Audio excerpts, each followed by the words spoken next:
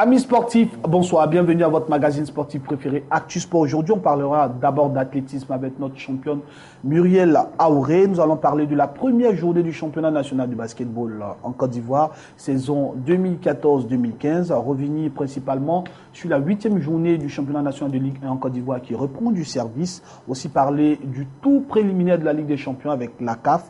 Et nous allons aussi parler d'Hervé Renard, le sélectionneur de la Côte d'Ivoire, et terminer par le championnat national de Ligue 1 en France. Je suis sur ce plateau avec mes différents collaborateurs, aussi ma collaboratrice, ma très chère Ange Dominique, bonsoir. Bonsoir.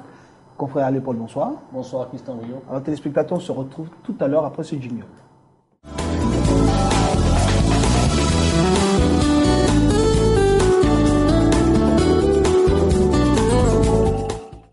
Comme annoncé dans les titres, athlétisme avec notre championne Muriel Aouré qui s'est très bien illustrée. On peut dire bon début de cette année, 2015 avec Muriel Aouré, Ange Dominique, qui a encore remporté une très belle médaille, c'est cela. Tout à fait, Muriel Aouré a remporté ce samedi à New York le 60 mètres du meeting des Millrose Games.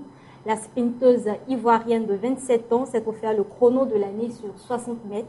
Elle a devancé la concurrence avec un chrono de 7 secondes 5 centièmes. 5 centièmes. Alors on peut dire que c'est un bon début avec Muriel Aouré qui aujourd'hui remporte cette médaille. On lui connaissait ses différentes performances, mais quand même elle a dévancé, je peux dire, des concurrentes. C'était un peu serré quand même. Oui, ce qu'on retient, c'est que Muriel Aouré réussit, n'est-ce pas, à obtenir, on peut dire, ce prestigieux titre-là pour l'instant de meilleure performance de l'année 2015, championne d'Afrique et des 200 mètres et vice-championne du monde des 100 mètres et des 200 mètres. Muriel Aouré, par cette performance-là, je pense, démontre que l'année 2015 serait une bonne année pour elle et on espère pour l'Ivoirienne que cette performance-là permettra, n'est-ce pas, à la Côte d'Ivoire d'avoir d'autres trophées avec notre championne. C'est clair. Alors, bonne performance, je peux le dire.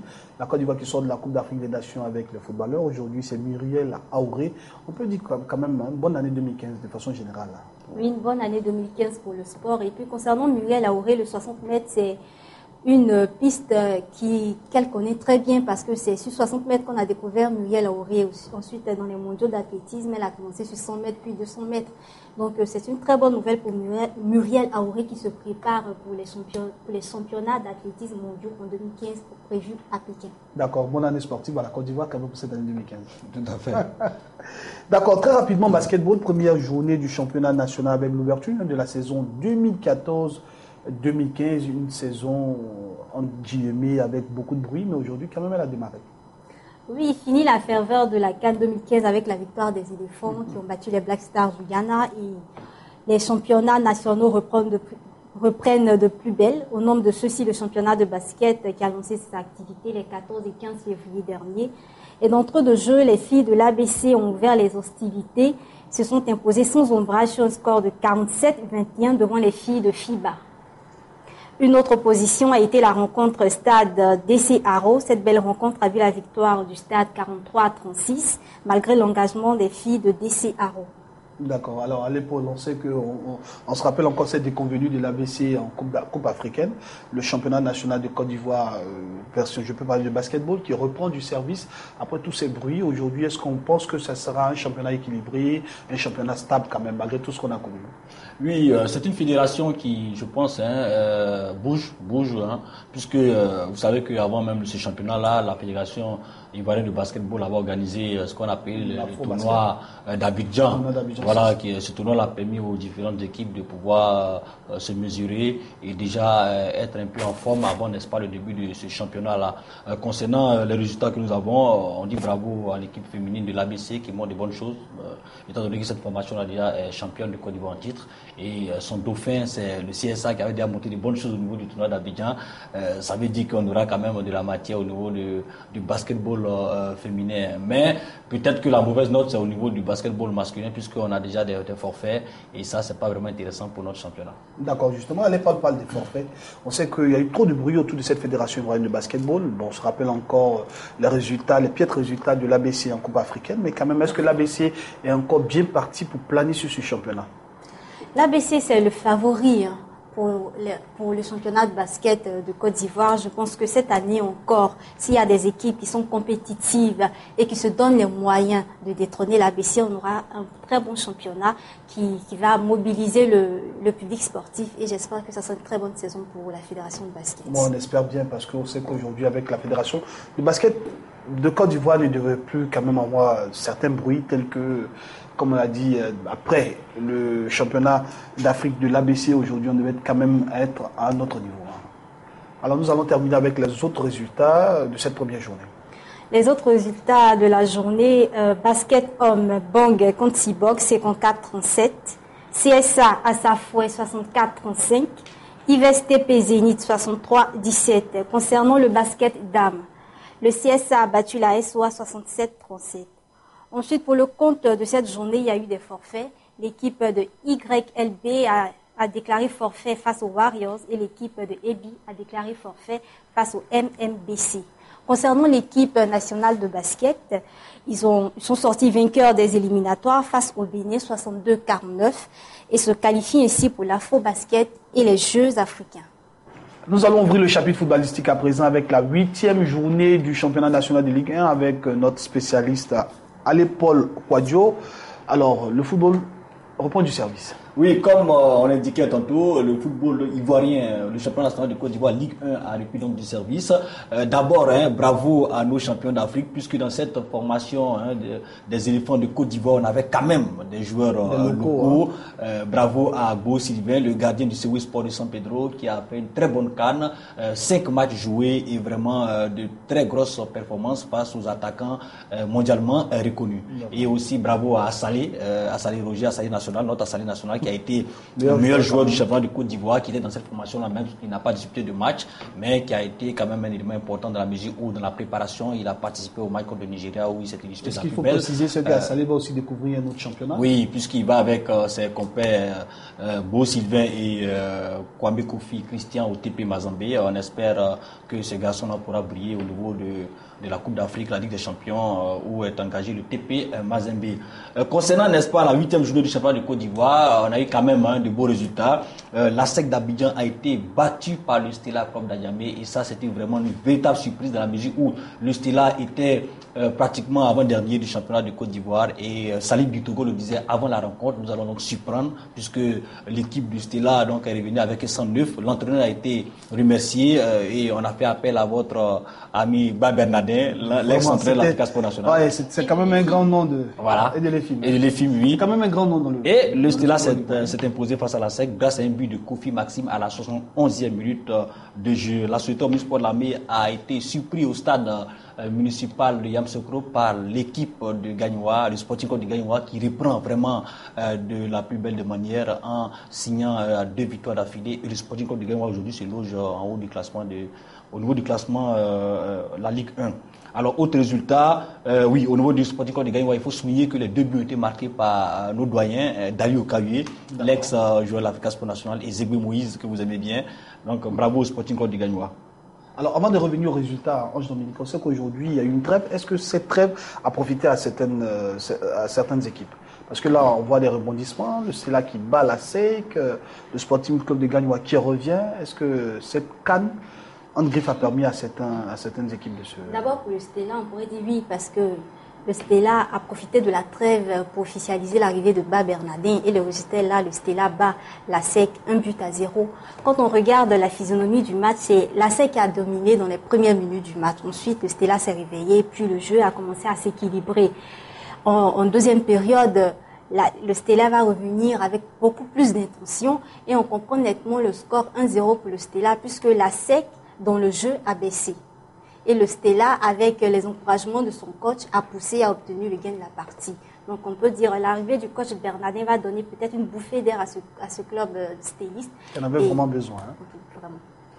Alors, nous allons rapidement partir pour les autres résultats. Oui, autre résultat, le COK, vous savez que après 6 journées, le COK, le club omnisport de Kodogo, n'avait pas de victoire, et même de match nul, puisqu'il avait 6 défaites. Et le COK, Christian Brio, reprend vraiment la plus belle des manières. Puisque le COK, à la 7e journée, avait gagné son premier match. Et le COK a continué, n'est-ce pas, sur cette lancée-là, en battant au mythique stade original Thomas Daké de Katiola, l'équipe du Boaké FC. 2-1. Donc bravo au COK qui a donc battu le Boaké FC 2-1 et qui remonte au niveau du classement. Le stade d'Abidjan, l'équipe du stade d'Abidjan a une bonne attaque parce que le stade vraiment a des attaquants qui font parler d'eux et le stade a battu le Denguelo Sport de 2-0 et l'Africa Sport National en match, j'allais dire en retard, lundi a été battu. L'Africa Sport National a été battu par l'équipe de l'Estanda, l'équipe du commandant Séverin Kobena et ça c'est vraiment une véritable surprise étant donné que l'Africa Sport National avait montré de bonnes choses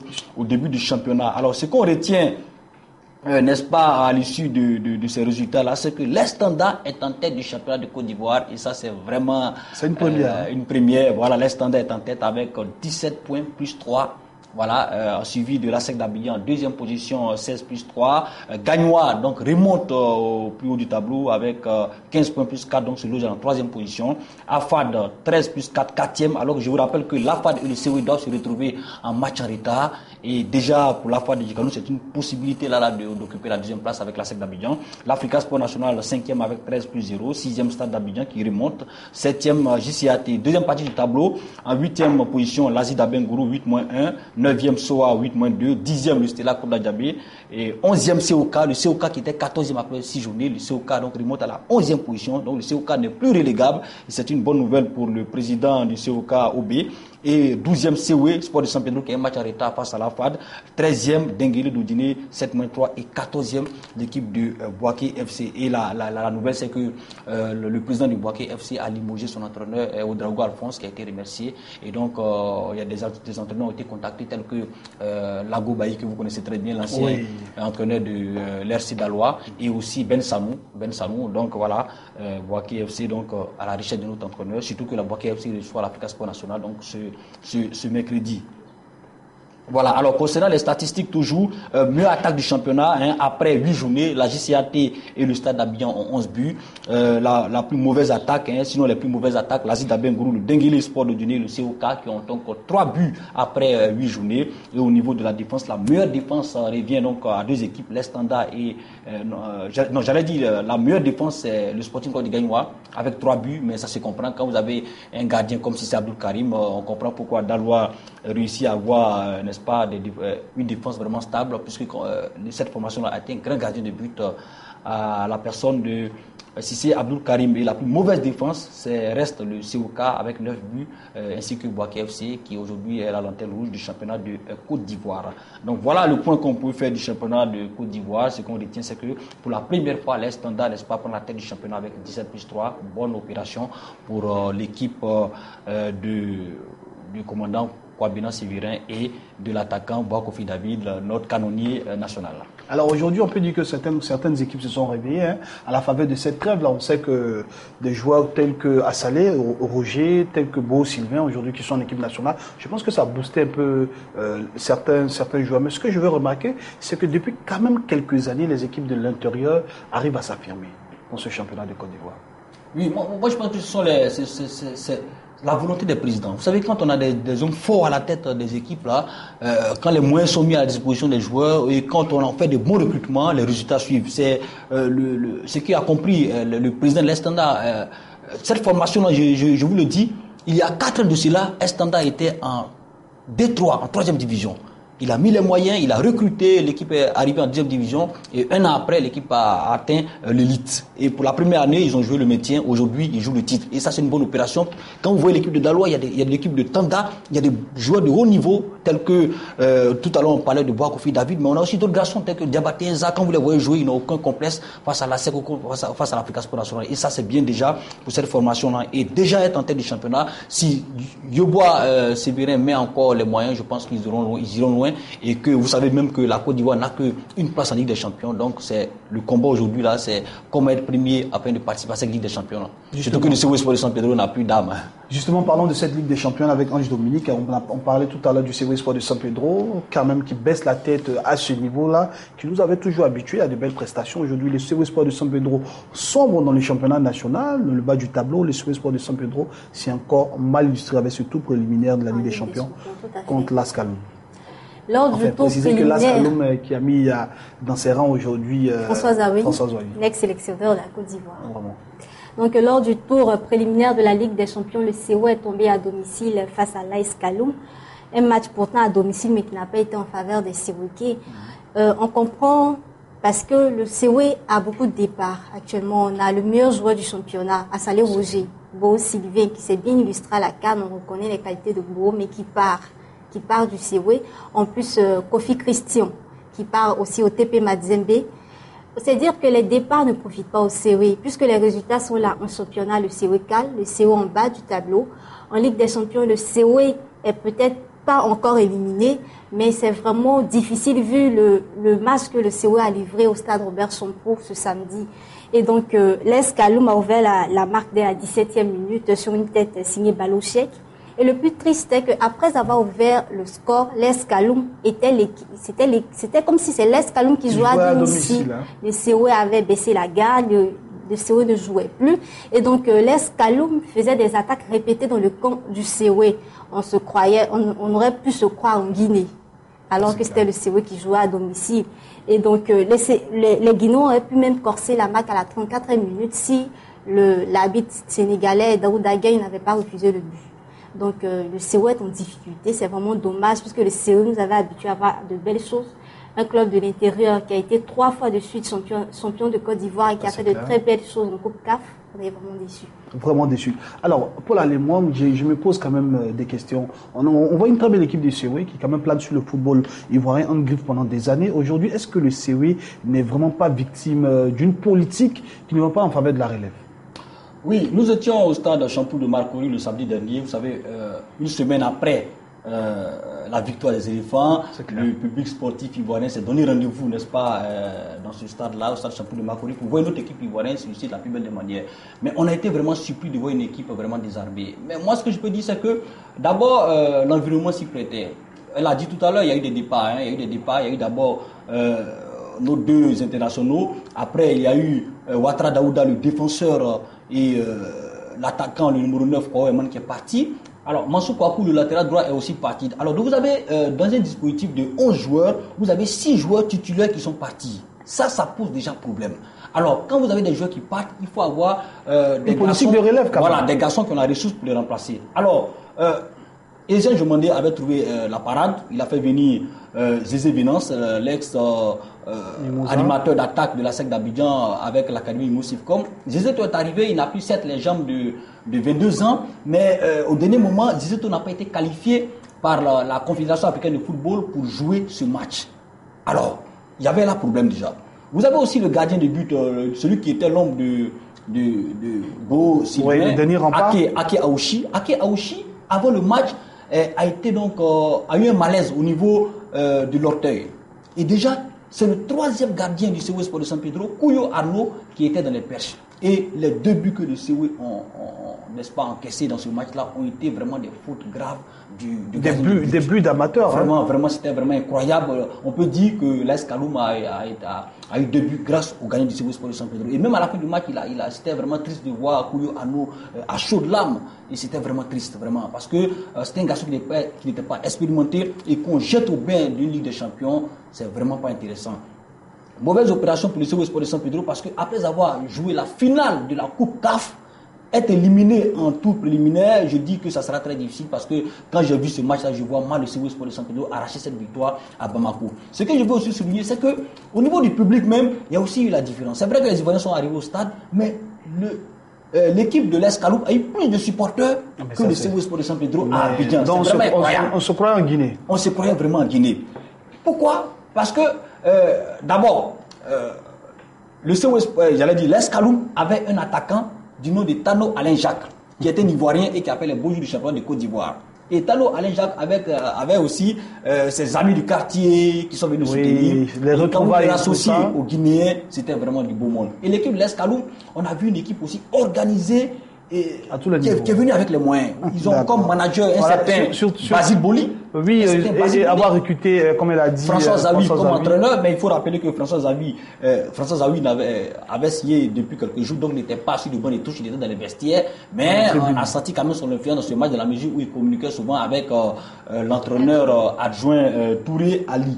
Alors, cette équipe est organisée, ils ont des garçons de bon niveau. À ce match, on a vu qu'on avait affaire à une équipe vraiment organisée, étant donné qu'il y avait également quelques expatriés qui feraient vraiment des bonnes choses dans cette formation. D'accord. Oui. D'accord. Alors, on va très rapidement revenir sur ce chapitre. Hervé Renard, on se rappelle Hervé Renard qui avait donné ce trophée à la Côte d'Ivoire, son deuxième trophée de l'histoire de notre football. Aujourd'hui, trop de débats autour d'Hervé Renard. Va-t-il partir ou rester? Tout ça, ça fait un peu trop de bruit. Oui, mais Hervé Renard lui-même, il s'est prononcé dessus. Hervé Renard, pour l'instant, est encore sélectionneur de la Côte d'Ivoire. Son contrat n'est pas encore terminé. Donc, pour l'instant, Hervé Renard est sélectionneur de l'équipe nationale de Côte d'Ivoire. Donc, selon vous, il n'y a pas de débat à ce niveau? Il n'y a pas de débat. D'accord. Alors, mon très cher Paul, Hervé Renard. Trop de bruit. Hervé Renard, après la Zambie, c'est la Côte d'Ivoire. Hervé Renard, bon, après tous ces débats qu'on a eus, comment ça s'appelle, beaucoup de choix tactiques critiqués, finalement, Hervé Renard donne le trophée à la Côte d'Ivoire et encore un autre débat s'ouvre sur son départ. Bon, oui, je pense que c'est un débat à prendre au sérieux. C'est vraiment, on parle un peu de rumeur, mais moi je pense que ça va au-delà de la rumeur parce que il a déjà eu, il n'y a pas longtemps, dans les colonnes d'un journal français, précisément le Parisien, Hervé Renard donc a montré son intérêt. À partir, il a dit qu'il ne serait pas contre, n'est-ce pas, un départ en cas de proposition intéressante. Ça veut dire ce que ça veut dire. Mais le président de la Fédération ivoirienne de football, Augustin Sidi Diallo, a été clair. Il a dit que Hervé Renard est là depuis 6 mois et quand il a recruté Hervé Renard, c'était dans l'optique de reconstruire l'équipe nationale de Côte d'Ivoire et surtout que l'objectif qui a été donné, c'est de bâtir une équipe pour la CAN 2015 et 2017 en partant de la reconstruction. Alors Hervé Renard avait dit que lui c'est un compétiteur il viendra gagner la CAN. Il est venu gagner la CAN, mais selon Sidi Diallo, le plus important c'était la reconstruction et le travail vient de commencer. Alors Hervé Renard est encore là, nous dit Sidi Diallo, mais avec déjà ce qu'on entend un peu dans les coulisses, les sollicitations de Saint-Etienne, de Lille et même de l'Olympique de Marseille. Alors on se demande bien, est-ce que le sélectionneur français ne va pas faire faux bond à la Fédération ivoirienne de football, étant donné qu'on a toujours su qu'Hervé Renard voulait s'imposer en France, surtout après son passage éclair à Sochaux, qui n'a pas réussi, étant donné qu'il n'a pas, dans sa mission, réussi à permettre à Sochaux de rester en Ligue 1. Alors donc c'est un challenge aussi qu'il veut relever dans son pays natal. Est-ce que la Fédération pourra le retenir? Point d'interrogation. Alors, mais justement, à ce niveau-là, il faut revenir sur ce débat. Le débat des entraîneurs expatriés ou entraîneurs africains. On se rappelle, on a vu la très belle prestation de Florent Ibenge avec la République démocratique du Congo. Est-ce qu'il n'est pas temps qu'on sorte de ce complexe? Est-ce qu'il n'est pas temps qu'on donne, je vais dire de façon normale, de façon générale, les clés à ces entraîneurs africains-là, faire leur politique en grec? On a vu Stephen Keshi prendre la coupe avec le Nigeria, une bonne campagne en Coupe du Monde. Est-ce qu'il n'est pas temps qu'on soit décomplexé? Oui, tout à fait. On était tous choqués de voir qu'à la récente Coupe d'Afrique des Nations, il n'y avait que 3 sélectionneurs de nationalité africaine à la compétition. Les entraîneurs expatriés viennent de plus en plus nombreux en Afrique, les dirigeants pensant que la recette miracle viendrait d'eux forcément. Non, mais on voit que les entraîneurs africains qui ont pour rôle d'emmener leurs équipes dans des compétitions internationales donnent de très bons résultats. Vous avez vu François, quand il était entraîneur de la Côte d'Ivoire fait un très beau parcours en Coupe d'Afrique des Nations en 2012. Florent Ibenge avec la RDC dernièrement à la CAN 2015 qui a fini 3e alors que la RDC ne faisait pas partie des favoris. Ils ont dû écarter des grandes équipes.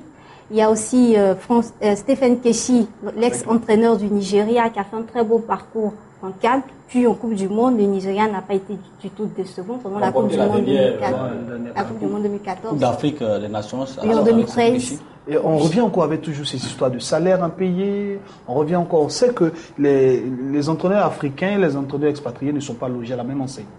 Oui, ils ne sont pas logés à la même enseigne, tout simplement parce que ce sont des étrangers. Vous savez que quand même au niveau des entreprises, des entreprises qu'on connaît, quand des personnes viennent de l'extérieur, le fait de venir de l'extérieur, il y a forcément des avantages que ceux ceux qui sont au niveau même du pays là, c'est-à-dire que les fonctionnaires locaux ne gagnent pas, puisqu'il y a aussi la prime de dépaysement. Voilà. Mais au-delà de ça, on préfère prendre souvent les entraîneurs expatriés parce que selon les présidents de fédération, on a affaire aujourd'hui à des professionnels. Et quand c'est les Européens qui arrivent, ces professionnels-là respectent plus les Européens par rapport à nos entraîneurs locaux. Alors qu'on a de très bons entraîneurs. Moi, je vous donne par exemple un exemple. Je vous donne un exemple. C'est qu'en 98, lors de la CAN 98 au Burkina Faso, on avait 16 pays qui ont participé à cette CAN-là. Il y avait seulement que 3 entraîneurs locaux. C'est des entraîneurs africains. Et quand vous avez le classement, vous voyez le classement à l'issue de cette CAN-là, l'Égypte a été en tête, l'Égypte a remporté la CAN, c'était un entraîneur égyptien. Deuxième, c'était l'équipe de l'Afrique du Sud qui était entraînée par un Sud-Africain. Et troisième, c'était encore un entraîneur africain. Donc les 3 entraîneurs africains étaient donc en tête. Et c'est Philippe Troussier, 4e, donc l'entraîneur du Burkina Faso, qui était donc le premier des expatriés et qui a suivi jusqu'au... Alors qu'on sait que Philippe Troussier est passé par la... Voilà, c'est pour vous dire que les entraîneurs locaux ont des compétences. Les spécialistes le disent, même Hervé Renard, quand il a remporté avec l'équipe de la Zambie, il y a un travail préparatoire qui avait été donc mené par les coachs zambiens. C'est une équipe qu'il est venu trouver. Voilà. Donc il faut faire confiance quand même aussi à nos entraîneurs locaux. Elle a donné l'exemple de Zawi, c'était un exemple vraiment partant. Zawi a eu vraiment un parcours extraordinaire. D'abord, il avait battu l'Italie lors des matchs amicaux. Il a aussi fait une bonne CAN avec 9 buts marqués sans un but encaissé. On a perdu au tir au but. Alors, je pense que ces gars-là ont quand même des compétences qu'il faut peut-être valoriser. Mais je pense que le cas de Florent Ibenge qui, après 6 mois, vraiment à la tête des léopards de la RDC, et réussit à les envoyer en demi-finale, occupe la 3e place, ce que Claude Leroy même n'a pas réussi, et qu'on nous dit qu'il n'est pas encore payé, qu'il y a des impayés, retard de salaire, vraiment c'est vraiment incroyable pour l'Afrique et surtout pour un pays aussi comme la RDC qui a quand même un minimum. Ça, c'est clair. Alors, nous allons rapidement terminer le dernier chapitre. On va revenir sur le championnat national, le championnat de France de Ligue 1, où nos athlètes sont retournés dans leurs clubs respectifs. Mais quand même, on griffe de ces janvier.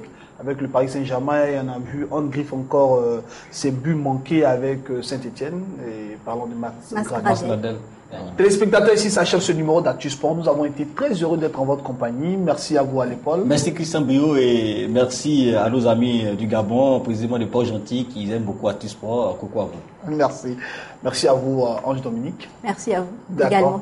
Merci à l'ensemble de toute l'équipe qui nous a permis d'avoir Actu Sport. Merci personnellement à Marie-Dominique Gomé. Merci aussi à Marius Kwaku, notre monteur. Merci à Yao Kwadjo, le réalisateur. Le producteur de son, l'ingénieur de son du Chien Yoboué, et Nguessan. Merci à Honorine Adam. Merci aussi à Adser Akmel, notre cadre. Merci à Akmel Animel. Et surtout, merci à Hilaire Amon. Que Dieu bénisse. On se retrouve la semaine prochaine.